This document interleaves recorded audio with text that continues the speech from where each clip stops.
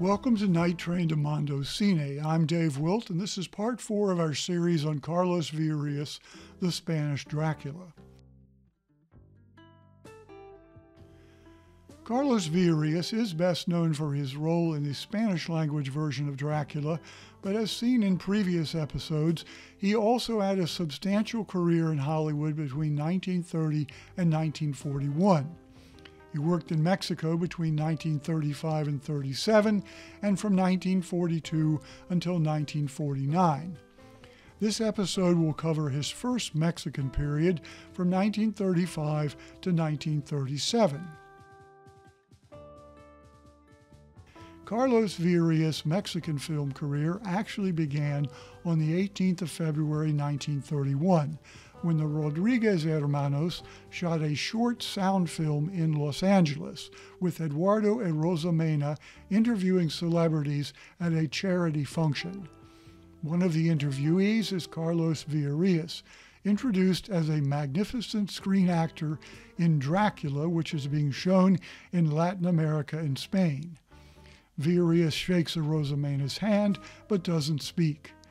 Rosa Mena, of course, also appeared in Dracula as Van Helsing.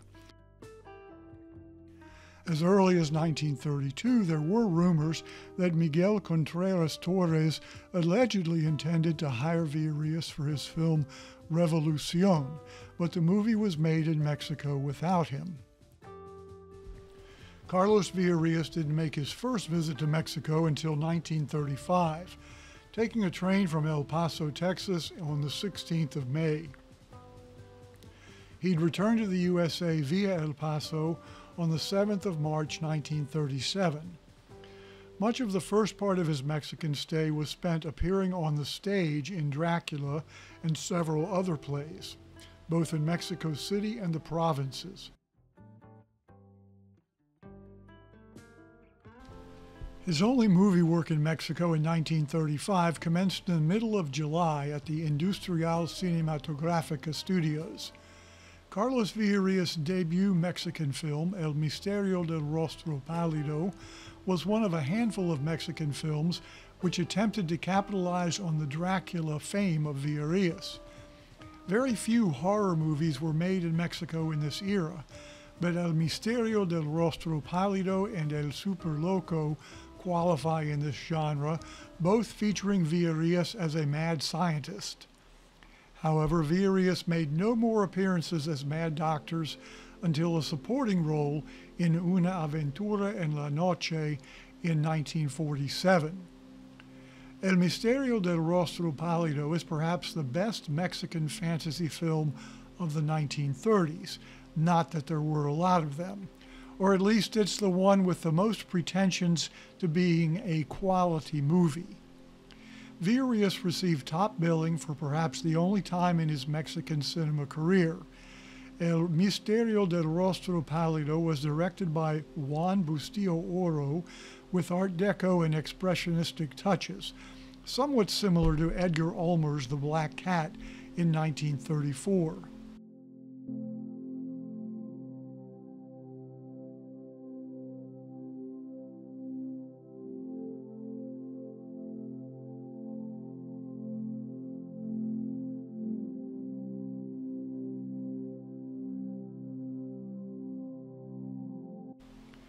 Villarías, as ruthless scientist Dr. Galdino Forti, pulls out all the stops in this picture.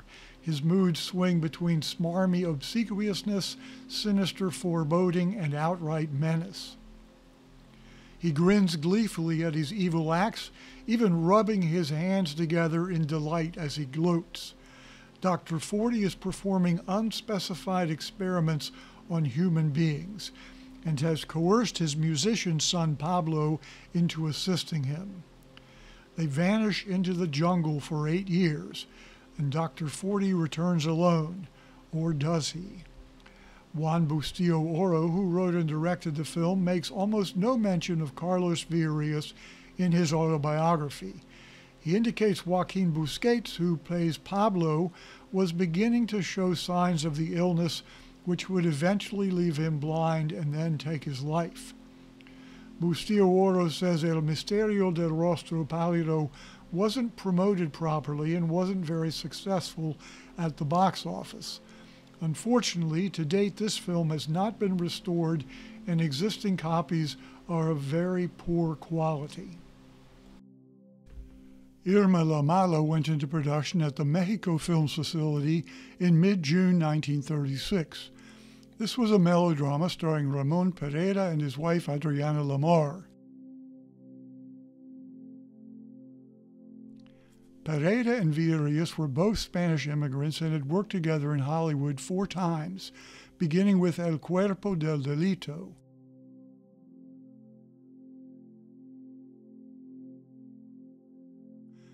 In Irma la Mala, Villarías plays a blackmailer in cahoots with Lamar. They're both killed at the climax by Pereira's character.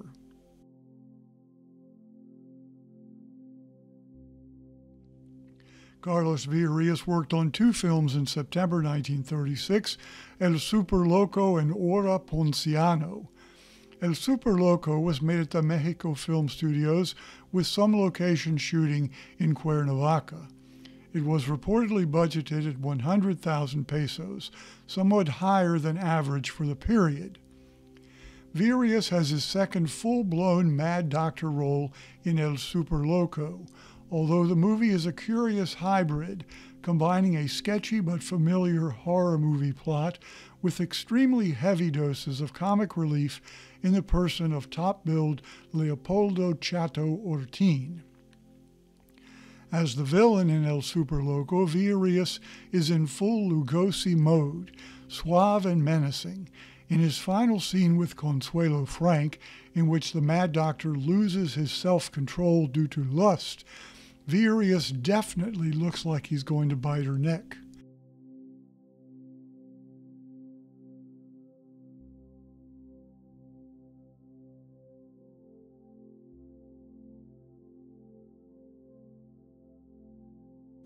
He even gets a memorable horror movie-style death scene, a series of progressive makeups show him aging suddenly, and he is then killed by his own monster.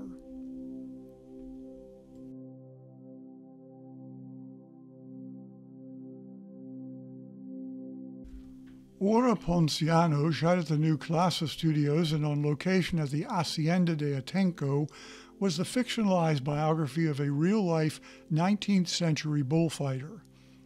Carlos Villarías as Don Luis Martinez de Arco has the role of a stern paterfamilias of a wealthy ranching family. He has a substantial amount of screen time, some juicy dramatic scenes, and ages from a youngish middle-aged man to a senior citizen over the course of the picture. Hora Ponciano doesn't have a true villain. Don Luis does some bad things, but eventually turns out to be a pretty decent person by the end of the movie.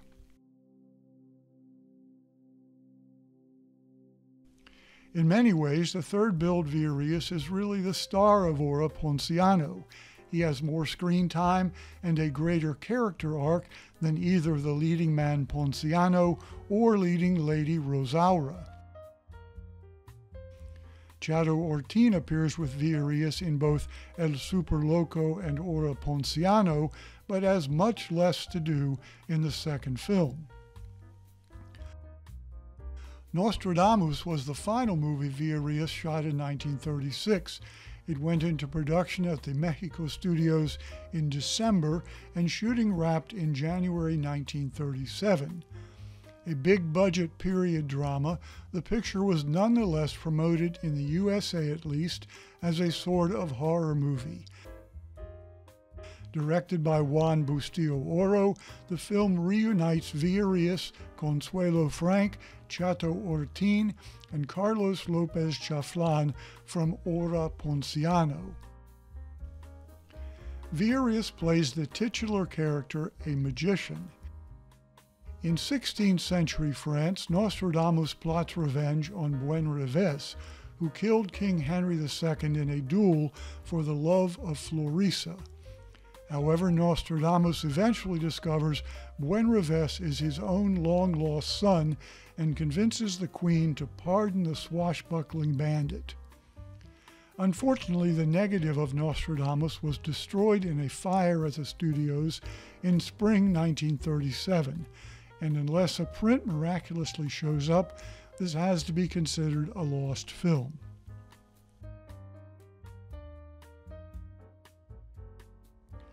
The final movie Carlos Villarías made on his first visit to Mexico was Ave Sin Rumbo, which started shooting in January 1937 at the Clasa Studios. Villarías' third build as the villain in this tropical melodrama starring Andrea Palma and Arturo de Cordova. Carlos Villarías plays Don Tiburcio, owner of a hotel in a small port city.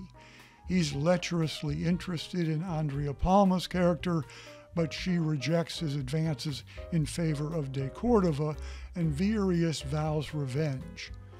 Villarías, looking somewhat younger than usual, with dyed hair and a mustache, has a lot of screen time in the movie and gives an excellent restrained performance as the film's villain.